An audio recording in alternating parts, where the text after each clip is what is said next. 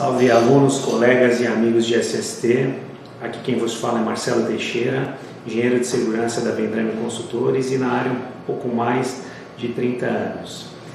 Através dessas pílulas, esses formatos de vídeo, a gente vem trazendo para vocês aí alguns assuntos pertinentes ao nosso segmento e também assuntos relevantes e atuais para que a gente possa ter um network, uma troca de informações relevante e que acrescente aí no nosso trabalho e que ajude a sedimentar também nas empresas a promoção de saúde do trabalhador.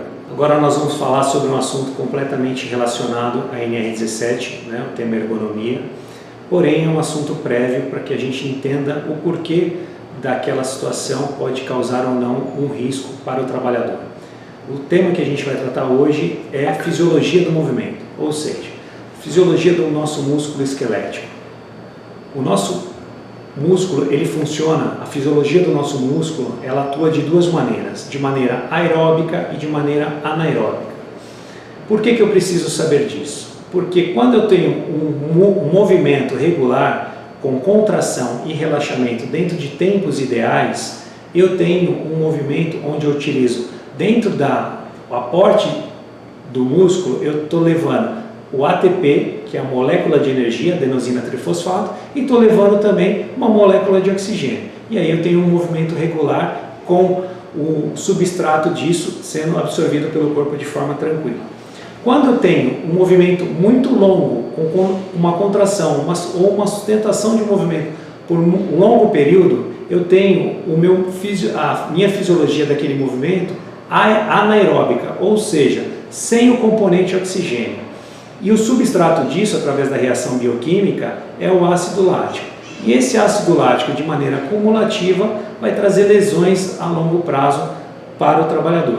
Vai causar um processo inflamatório irritativo no primeiro momento, e se não for afastado esse tipo de estímulo, cumulativamente vai causar uma lesão, ou uma lesão por esforço repetitivo, causando uma lesão no meu tendão, ou numa sinóvia, ou no próprio músculo, ok? Então é importante a gente entender isso. Além disso, outro conceito importante que a gente quer trazer para vocês é a questão da estereotipia. O que é isso? É aquele movimento que ocorre de maneira continuada, sem que haja intervalo entre uma atividade e outra. Ou seja, eu não tenho períodos de micropausas ou pausas entre um movimento, eu tenho movimentos contínuos de metabolismo, de fisiologia muscular anaeróbica. Lembrando sempre que a gente vai ter na fisiologia anaeróbica a produção do substrato, que é o ácido lático, que vai lesionar o tecido e que isso pode acarretar numa lesão por esforço repetitivo. Outro conceito importante é a questão da repetitividade. O que é a repetitividade? Existem alguns autores que defendem esse ou aquele conceito, mas em linhas gerais, de forma geral, é aquele movimento que ocorre dentro de um ciclo de trabalho onde não há um intervalo para relaxamento superior a 30 segundos. Então, todo movimento que eu tenho uma contração e não tenho um relaxamento superior a 30 segundos, ele é considerado dentro do meu ciclo de trabalho, ele é repetitivo. Ou seja, um trabalho repetitivo, assim como o estereotipado, lógico que o estereotipado traz uma gravidade maior, o trabalho repetitivo ele traz uma gravidade também. Porém, é um pouco menor que o estereotipado, mas não menos relevante sobre o prisma da avaliação ergonômica. Então, todo trabalho estereotipado e com repetitividade temos que dar uma atenção maior, ok?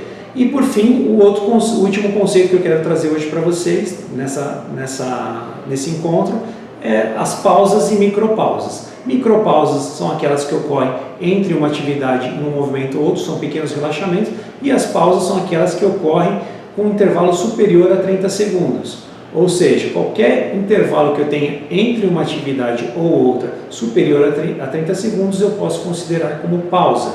E isso é salutar para o movimento, isso é salutar para o trabalhador, para que o músculo se recupere, para que ele receba o aporte de sangue e oxigênio naquele relaxamento e faça a extração do substrato daquele movimento. E com isso eu vou ter um movimento saudável com menor risco de lesão para o trabalhador. Tá certo? Por hoje é isso. Nos sigam nas redes sociais.